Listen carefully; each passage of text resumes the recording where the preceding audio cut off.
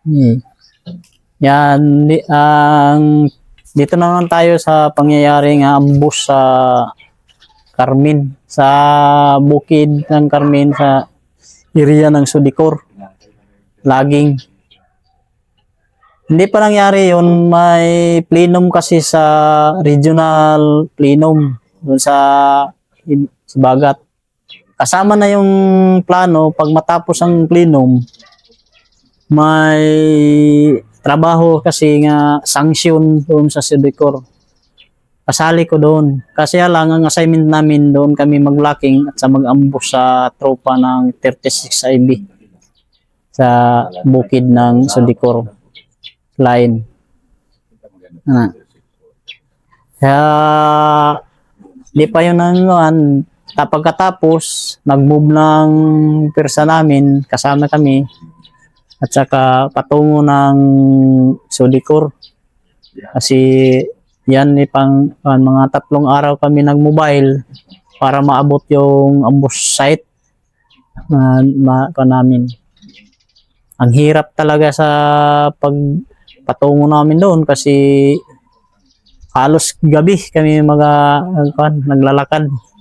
Hindi pwede araw kasi may mga tao sa daanan. Ganun ang nangyari. Yun. Dami pa namang butik, ulan, hirap talaga sa daan. Ganun. Pagdating namin doon sa ambush site, ganun. Ito nga ang naputol yung daliri ko sa trabaho namin nga ambush sa 36 IB. Doon sa kasi natamaan ko yung daliri ko. Pagdating namin doon, yung gabi, siyempre, yung ambush namin, yung nakadesign kasi yan ng landmine eh. Kaya dinao namin yung landmine doon sa gitna ng kalsada na madaanan ng sasakyan. Ikwento mo nga, anong style nyo, tactics nyo pag lay ng landmine? Kasi mga sundalo, dyan talagang dehado talaga pag may landmine. Yung landmine kasi, na kuwan lang namin, kasi maraming mga nanalo ng mga dali sa landmine. Kasi yung landmine, pag pumutok yan, nandyan sa tropa, o kaya yung sasakyan, sira talaga yung sasakyan at saka madadamay talaga ang sakyan yan. Kasi disenyo yan namin sa ambush para hindi kami mahirapan sa pag-control sa inambush namin ng mga tropa ng yun yung ano nyo. Yun talaga. Boom.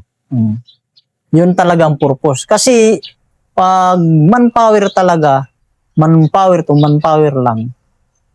Hindi kami gaya ng mga yung kapasidad ng armas ng army at saka sa amin. Kasi yung mga armas namin, daming pumalya yan. Saka limitado lang yung bala namin. Hindi gaya sa army, lalakas yung mga baril, dami ng mga bala. Kaya gumamit kami ng landmine para ganon talaga ang purpose ng landmine. At saka yung mga fighting capacity ng kasamahan namin, hindi gaya ng mga army. Kasi yung training namin, yung iba, wala lang ang training, actual lang. Kaya hindi gaano yung Ganun ba? Ikwento mo yung ano yung fighting kasi ibig sabihin yung SDG mo, piling-pili yun, di ba? RSDG piling-pili. Pero yung normal nyo, sa pakigsangka, hindi yan sila gaano hanas. Hindi yung iba nga, mga ilang lang training namin, 1 week. Mga basic lang. Tapos hindi yan mga training. Kaya pag nandyan sa banatan, hindi kahanas yung mga kasamahan namin. Yung iba pa nga, kinakabahan. Hindi gaya ng ang training at saka malalakas yung ginagawa. At saka training, hanas din sa mga pagkalabit ng mga... Pero ikaw din naman, hindi naman ganun ang training mo rin, di ba? Ano lang, dahil lang sa prinsipyo... sa akin lang, dahil sa prinsipyo at saka dahil sa yung Hindi, marami na naman akong naranasan ng mga nasagupa ng mga army. Ganun. Kaya ako, yung pangyayari sa ambush, may mga karanasan na din ako sagupa. Lalo na yung mga scout ranger. Sa totoo lang, doon ako natuto sa sa mga elite forces. Ikwento mo nga. At Iba kasi yung nandyan lang sa mga lokal ng mga tropa ng army, yung mga territorial. Iba yung sangka, away. Iba yung scout ranger kasi parang tahimik lang sila, gumagalaw at saka ang sure yung mga bala nila parang limitado lang ata yung i-release. hindi naman limitado. Maraming bala pero... maraming bala pero limitado, disiplinado ata yung nila, ang pambaril. Ang sure ata yan eh. Diyan ako natutong sa pagpangbaril yan, putok ng baril. Diyan sa kalaban. Ganon ang nangyari. Kasi pag sabi namin, pag sa akin, pag tingin na ito ang reply ng kuwan, ibang klase ito nga upak. Kaya dyan tumaas ang kuwan sa kuwan ko. Yung isip ko yung plano at saka yung kuwan nga hindi magkumpiyansa. Kasi, sige nga, ano mga style mo para na hindi magkumpiyansa? Ano yung mga style ng commander katulad cover, mo? at saka galaw. Paano galaw mo? Bilis. Ganun. Kasi pag nakatayo lang ka, nakakawa ka dyan, sigurado mapuruhan ka. Kasi yung mga tahimik, hindi alam dyan na sa giliran mo yung putok. Lalo na kung naka-standby. Ganun ang nandyan sa isipan. Kasi yung dami na pansagupa ko. Maraming mga kasamahan ko na mamatay na kuha namin yung mga scout ranger. Ganun. May mga casualty kami. Madala namin casualty. Ganun. Yung iba, mamatay dun sa daan. Ganun ang nangyari. Ganun, yung nangyari sa Carmen. Siyempre, gabi yun. Baon kami ng kuhan. Ako talaga ang kasi ako yun ang vice CEO ng Overall Command sa operasyon. Kasi si Bongwa ko yung CEO talaga. Ako ang sa tinuari field CEO. Vice CEO pero diyan sa field CEO ko. Talaga. Ano sabihin ng field CEO? Sa harapan talaga. Si Bong doon lang sa likuran yan. Ang kasama niya ang radyo lang ata ang namin. Ganon ang nangyari. Kaya, doon sa harapan, ako lang pasiguro nga, yung tibay talaga ang pagbaon sa, at saka yung blaster namin, saan nakaposisyon. So talaga para yung mga tropa namin, kasama na saan ng posisyon. Ganon. Ang yun, tactics talaga namin, bali, at ayan, hindi kami sa terrain nakaposisyon, doon sa patag. Yung terrain, ganon. Yung daanan, dito kami sa patag para hindi malata sa kuha namin ng kalaban niya, may nakaabang sa kanila. Hindi, anong pinagtaguan nyo? Yan lang, mga puno, may mga puno pa doon. So ano lang, patag? Sa patag kayo sa daan? Talaga, patag. Puno lang na may mga, yung mga buhangin, yung ayan na buldos ng mga, doon lang kami nakapa. Medyo... Tsaka yung walang cover, yung lang. Damo lang na kapal. Lang. Ako nga, doon lang tayo yung isang kahoy nga, may mga damo dito. Nakatayo lang ako kasi ako ang nang signal eh. Sige, tuloy-tuloy natin. Kasi... sa actual na, yung nakaposisyon namin ng gabi. At saka madaling araw. Pag naling alerto na lahat na yung pinalerto ko na yung mga kasamahan ko. At saka yung blocking namin doon at saka yung kasamaan dito sa Ganun ang mga bandang alas 10 ata yun.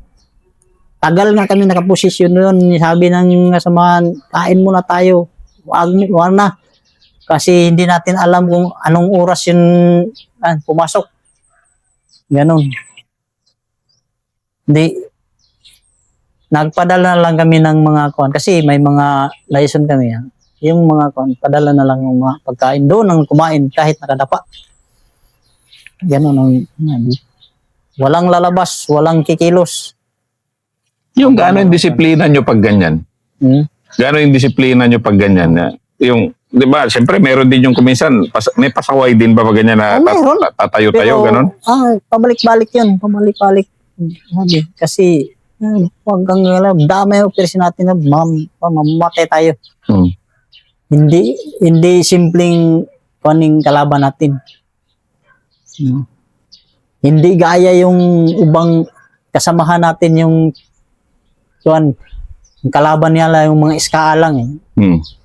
Ito, regular tong kalaban natin. Yung mga SKA, tataas yan ng kamay. Tama ng ginawa nila. Ganun ba yung... Ito, hindi ito tataas ng kamay. Pag isa lang kuan natin dito, yari tayo. Kumalma yung mga kasama.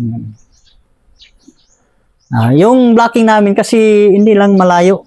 Anong radyo.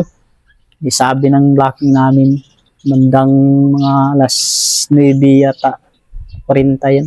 Sabi ng mayroon ng pasakan na daw.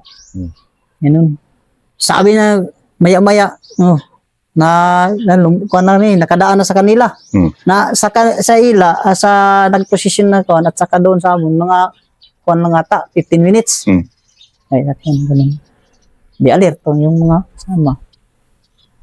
Yung putang ina yung kasama namin yung blaster isa. Lumipat. Di sabi ko, wag kang lilipat putang ina, doon ka sa align sa yung kuan. Sabi niya, walang cover po. Sili na yung paputok. Blasting ka eh. Pag pumutok yung blasting, hindi agad na mag-reply. Kasi pag lumiply na yun, walang direksyon. Saka ka na lumipat at kumubir. Ganun ba yun? Sige, alam mo yun. Kasi pag putok, puputok yung tropa, walang direksyon pa yan. Walang direksyon na. Kahit sino. Kahit sino. Na ilang kasamahan niya nila. Sa area yan, pabutok. Para pag kuha sa atensyon. Hindi nakinig. Lumipat. Di yung alignment sa kanya, sa kaniyang bomba, hindi na na-align. Di, akala niya, napasok na yung ulo ng sasakyan sa yung marker ng kanya, bomba. Hindi pala. Akala na di switch. Hindi ito lang sa distansya pa sa ulo ng sasakyan. Pumutok yung bomba. Yung isang bomba na naman hindi na bumutok. Hindi pumutok. Ganon. Hindi. Nahulog lang yung ulo sa yung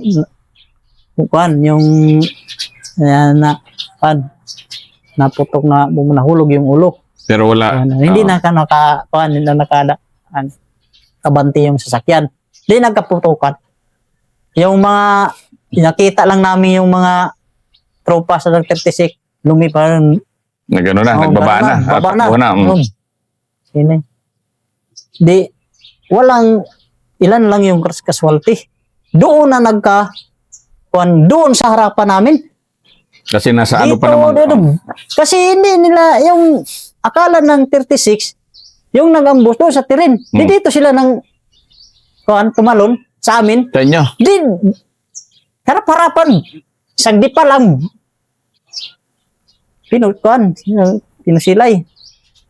Napuputang inayat. Di, nahirapan kami. Parang yung 36, sumaydrol na naman. Patungon din doon. Kasi, Nalaman nila nga yung NPA nandito sa kwan, sa road. Iyon, hindi talaga yung mga kasamahan hindi ka ano mo, hindi makatama kasi hindi marunong hindi walang kulang sa training pag Kasi parang sinusubo na nila sarili nila sa inyo nung gabi ba to? Hindi, alas 10 at alas 9:40 sa araw. Umaga. Di, ang alam lang nila, akala nila yung NPA nag-ambush doon sa tirin. Yun pala, yung mga NPA dito nakaposisyon sa patag. Kaya dito sa amin sila tumalon. Alam, yun siya, pinakbakan, harap-harapan. Gaano magkalapit? Lapit lang dito. Yung bulaklak at saka dito mga 3 dipa. Yung 5 dipa. Kilalang kalsada, doon lang kalsada dito kami. Kaposisyon, paglipad nila kamo na doon. Ganun doon nang nasugatan yung mga kon. Kaya hindi nila alam yung kami dito ng posisyon. Nadikit sila yung nadihado yung nila. Yung tropa. Kaya yung iba kasi parang naka-kon nga dito side roll doon. Lipat doon sa gilid ng tirin. Ganon. Ganon pag siyempre dami ng mga hindi yan namin na yung sa sasakyan may marami pa doon. Sasakyan. Sabi nilanser namin. Lancer at saka rifle grenade yung sasakyan kasi hindi nakababa. Open yata yung luwang. Yung driver nadali din. May mga kanya sa di. Tumakbo ko doon sa may malapit sa kuan kasi yung sasakyan at saka posisyon ng kasama dinhin lang doon. Ini kuan. Kaya lang may mga butas yung mga kuan Yung mga butas yung mga sasakyan doon nila pasok yung mga kanang baril. Takbo ko doon. May kuan sabi na tong yung kernel ata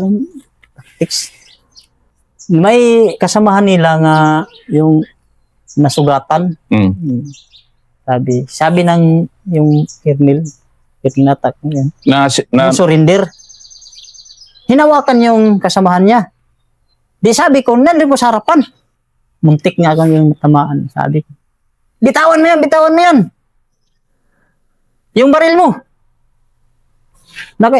Siyempre sa amin, may protocol data sa hindi yan babarilin pag sabi ng surrender. Ganun ba? May batas pa rin kayo sa ganun? Hindi namin yan. Sabi ng kuwan, pabarilin natin. Sabi ko, wag. Mag-surrender yan. Yung baril kala dito. Tinulak niya ngon sabay kuwan, muntik na tamaan kasi kumpiyansa na ako. Nakaluhod lang ako ng kuwan. Dito sa ilalim na yun. Pumasok doon sa ilalim ng sasakyan. Namin kasi ganun ang nangyari. Sabi ng kuwan dito kasi ako yung CEO doon sa field. Tumawag yung doon sa dulo. Abi, reinforce dito kasi marami ng mga mayroon ng mga kalaban nga. Reinforce. Nag-regroup ako ng mga 5. 4 ata, 5 ko. Ako na ang nagdala sa assault team kay hindi naman sila kasi sa kalsada ng agi. Sabi ko, sama tayo. May sumama sa akin 3. Ganun ka pa rin katapang ng ganun. Sabay kasi ako ang di sabay kayo. Di gapang. Putang ina yung 3 hindi sumunod. Pag di dito lang pero may tama na. May tama yung tropa, yung 36. May tama. Di kumalabit na mabuti naka-sidle ko. Pinatukan ko. Tamaan. Dali. Yung isa pala nandiyan sa gilid. Narinig ko nga buddy. Huwag kang gaya ng kasamaan mo. tulungan ka namin. Hindi ka namin, Sinabi mo? Oo, sinabi ko. Di sabi niya, oh buddy, di ginapang ko. Ginapang. Yung bitawan mo yung baril mo. Pero, naturan ko. Nakita ko yung damo mo. yung, Wala kang cover. Wala open eh. Sa karsada nga ngilid. Damo lang. Wala talaga. Yung tropa, wala rin. Wala rin. Pero, narig ko na yung kwan. Pero, ang posisyon kasi niya, hindi pabor sa kwan. Kasi nakaganon siya eh. Tapos may tama. Ako nga ganon. Yan lang pa man. Pag mukan siya, di, babarin ko talaga. Hindi naman kumilos. Sabi, buddy, sige. Di tinawag ko yung tatlo. Puta, di kinuha yung baril. Kunin mo yung baril. Dalhin niyo yung kwan. Di, nagdala ko ng 2. Na POW? Isa lang. Yan, apat. Dali ata yung isa. Yung, ano to, yung radyo man. May radyo ata. Paris. Di pinakuha ko sa kasamahan ko yung wounded na lalo. Kuha yung baril. Crash.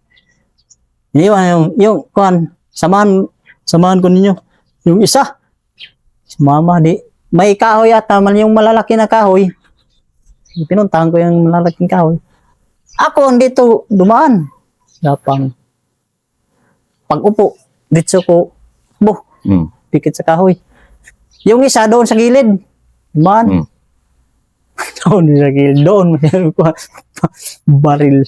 Binaril yung dito na tumaan. Dapis yung splinter ata. Sabi ko, 2 tayo. Isa lang kalaban natin na likod ng kahoy. Pero matibay, lumalaban talaga rin. Malaban. Tamaan yung isa nga kasama ko. Sabi ko, ako ang pero kuan lang yung pag sabi sa kanina. Minsan kay ako ang mukuan rin sa Ikaw ang mamaneuver. Maneuver. Pag maneuver mo pag kuan sa kahoy, lisyo pag koy mukuan. Tumakbo yung di wala na akong kuan, ako na lang pag sumaba yung dito na tama. Paano? Siya, ang posisyon kasi niya sa kahoy, kasi may yung kahoy, malalaking kahoy, may mga, yung Tagalog yan, dalid, yung may, Parang may mga, yung mga, ano ba yun? Basta kahoy na may ugat yun, yung malalaking ugat. Ugat yung malalaki. Doon siya sa likod, ako naman dito sa likod. So parang kahoy lang pagitan nyo? Kahoy lang pagitan. Akong conscious siya. Parang ganun ang pero may tama na ata siya. Kaya marinig ko ang kanya. Yan bang parang yung ginawa. Dinig mo na yung hininga niya? Oo, hininga niya. May tama na. Di, binaril. Yan. Kasama pa. Lip pa. Yung kamay ko pa. Ito na lang. Sus. Di kinasa ko yung kay nahutlan. Binalikan ko siya. Pero wala na to. Ang dami ng dugo. Hindi ko naman siya pero wala na talaga kay yung hininga niya. Lang naman. Yan, patay na yan. Ano ba? Nagtinga. Kasi yung barrel kasi ng armas doon yun sa kaya na tamaan yung ko kasi nakalabas to eh. Yung barrel doon sa kampan ng puno, yung sinandigan niya. Di, ako na lang mag-isa. Pumunta ko sa medical station namin. Hindi ko na siya pinuntul. Hindi mo na? Hindi ko na kinuha yung niya. Yung baril niya? Kasi grabe na dugo niyan. Grabe na dugo. Hindi naman talaga direkta yung naputol. Ito talaga nakuha. Panit ng tira dito. Wala na, putol na yan. Wala na yun, wala Ganon na. Ang nangyari doon sa pagkuha namin. Talaga. Tapos, ang pa, may 12 ata yung kasama ko galing dito sa 16. Isa yung patay namin. Ganun talaga. Sa tropa, sa sundalo, ilan ang patay? Ewan ko lang, sabi nila, kung daw, 32 daw. Ilan? Ay, 32. Ganun kadami? Dami, kung na. Kung hindi kasi, yung sasakyan, hindi pumutok yung isa. Mm. Hindi na puruan. May iba kasing mga nakalari na kung pag talo no, makita nga namin niya yung sundalo nga nakagulong. Pag putok siya kung Pumutok yung nasa likod. oh, kon yun siya kaysa, kon hindi lang, kon nata yung, pito. Pito ka, lima. Lima ka landmine at ay binaon namin sa, mga dito. Kaya pag, ganun ang nangyari. Tapos yung harap-harapan, yung sa kuan lang, dalawa yung nakuan ko. Yung ikaw mismo. Yung ako mismo yung gapang doon sa gilid ng karsada. At saka doon sa kuan ang nakuha namin na baril 5. Dito sa gilid ng karsada, doon sa gilid ng terrain. Mm. Kasi nakamaniobra yung kuan. Sabi ko nga, may isang team nga mo maniobra doon sa terrain para na dali yung dalawa doon sa iba taas. Kasi yung army kasi doon sa yung kahoy, Mm. yung kanakahitumba doon sa ilalim. Yung dalawa, yung dito, yado sila. Mm. Lumabas sa kaya barilin. Mm.